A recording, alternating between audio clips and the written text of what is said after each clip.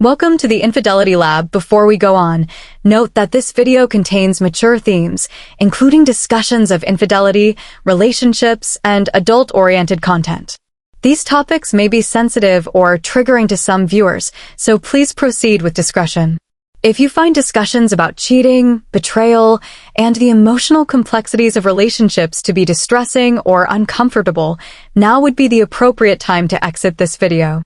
My goal is never to sensationalize or glorify these experiences, but rather to shed light on real-life situations, their consequences, and the lessons that can be learned from them.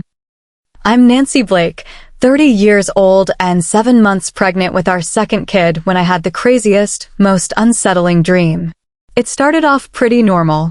My mom and I were just strolling through the small, cozy bookstore, enjoying the smell of old paper and fresh ink.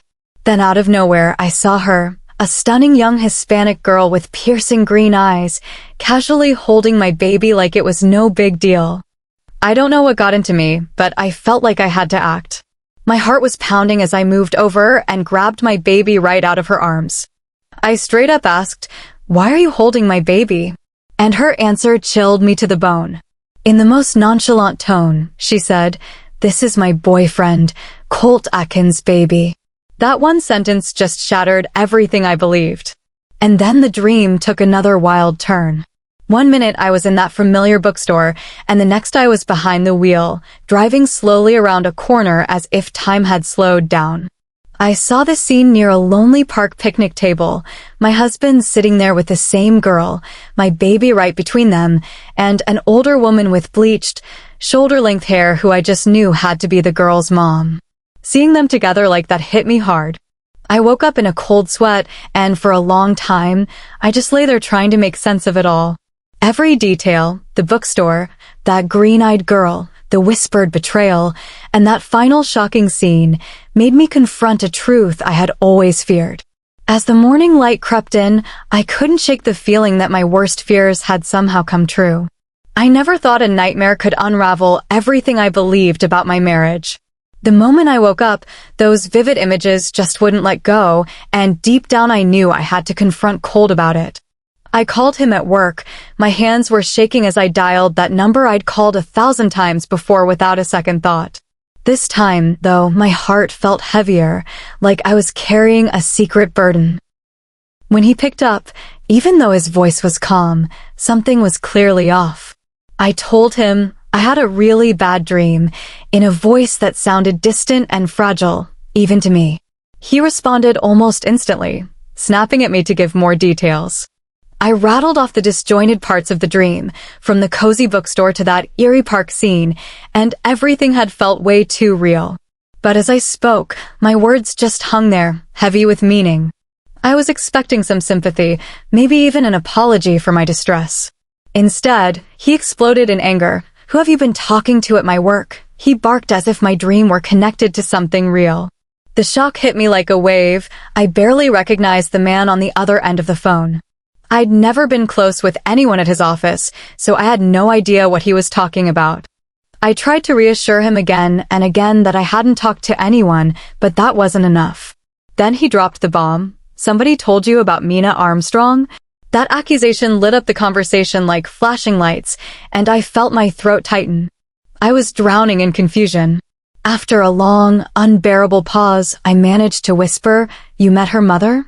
Even those few words barely made it out before his simple, "Yes," hit me like a sucker punch, leaving me gasping for air. It wasn't just a casual slip-up. If he'd met her mother, it meant this was serious. My worst fears were coming true. Colt was betraying me in ways I'd never imagined. I felt like everything I thought we had was crumbling beneath me. This wasn't just some one-time lapse. It was a lasting betrayal, and the pain was almost too much to bear. This wasn't a bad dream anymore. This was my reality, violently reshaped by a few shaky words. I was still reeling from that nightmare, those images clinging to me like a second skin, when I knew I had to call him again. My hands trembled as I dialed his work number, desperate for some comfort amidst the chaos. I explained that I'd had a terrible dream, describing every unsettling detail, hoping he'd say something comforting, maybe even a soft, "I'm sorry you had a bad dream." Instead, his voice erupted in anger.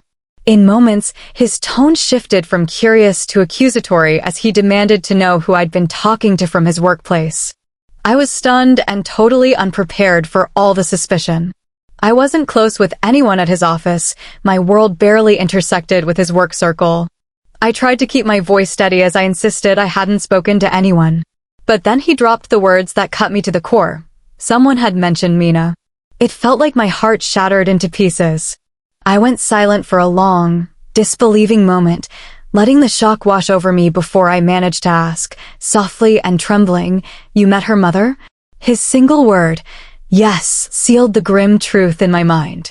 In that moment, I realized that whatever was happening wasn't just some trivial fling. It was serious, and the devastation was almost too much to bear. I wasn't really religious, but deep down I found myself praying that if my husband was hiding something, if there was something I needed to know, it would eventually come out. I never expected it to hit me in a nightmare, but I took that as a sign from the universe, or whatever divine force was guiding me through this mess.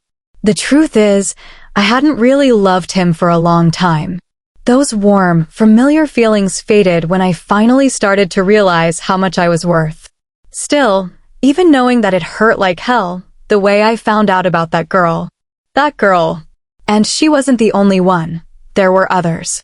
I didn't yet know the full extent of his betrayals, but every new piece of information only deepened the pain, chipping away at the fragile life we'd tried to build together.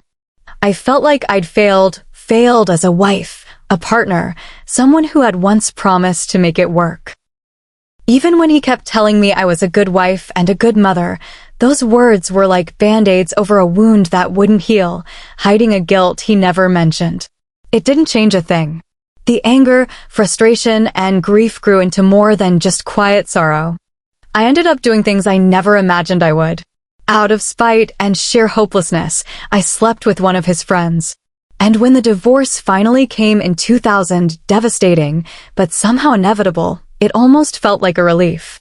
But what still gnaws at me isn't the anger or the payback. It's the memory of a soft, sweet temptation I turned down. I met this gentle, older guy in Illinois back in 1998.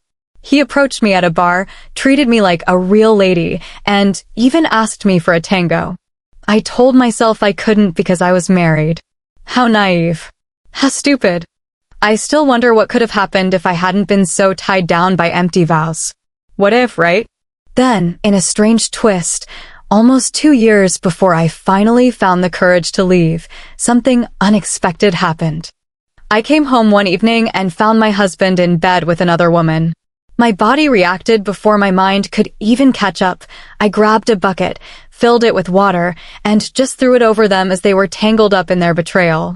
The woman, completely caught off guard, ran out of my house naked, and I watched her figure retreat, knowing exactly who she was because her husband worked at the same coal pit as I did. I stood outside, waiting for him as the shift change arrived. In that brief, cruel moment, I turned to him and said, "Can you give your wife these?" She left my house wet and naked after I caught her with my husband. And for 16 seconds, something inside me just snapped. I never saw myself. I sought revenge the only way I knew how, by striking back where it hurt most. In the aftermath of all the betrayals, I found myself tangled up with one of Colt's doctor friends, Sergio Vaughn.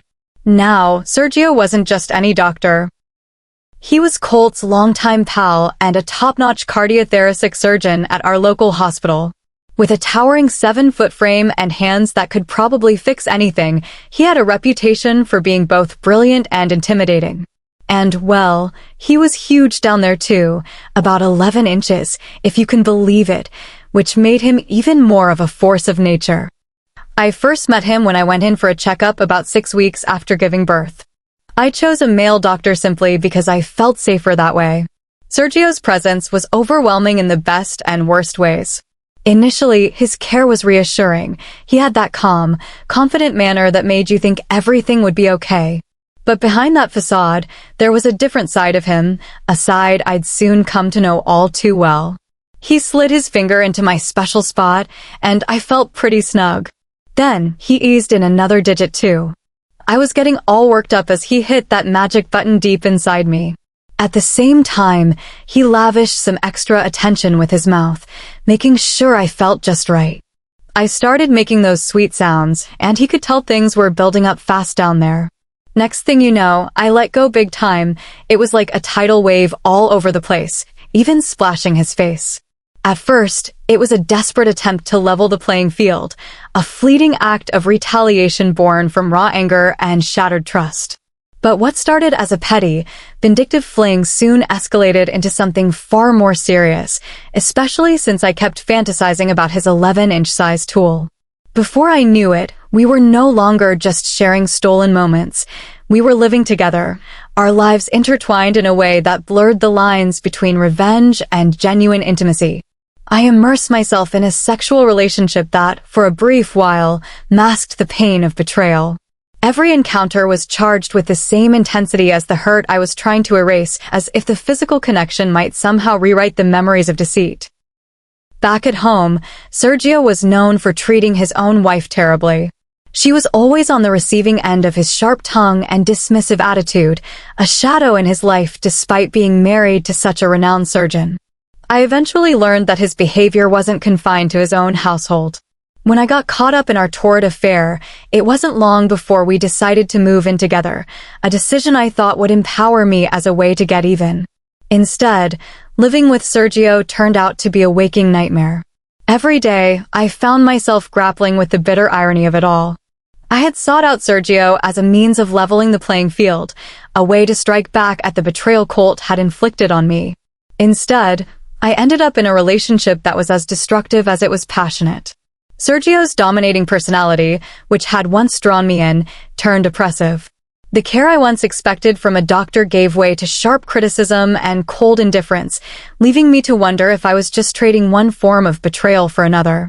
In the end, the man I thought might be my savior became just another reminder of how broken trust could be.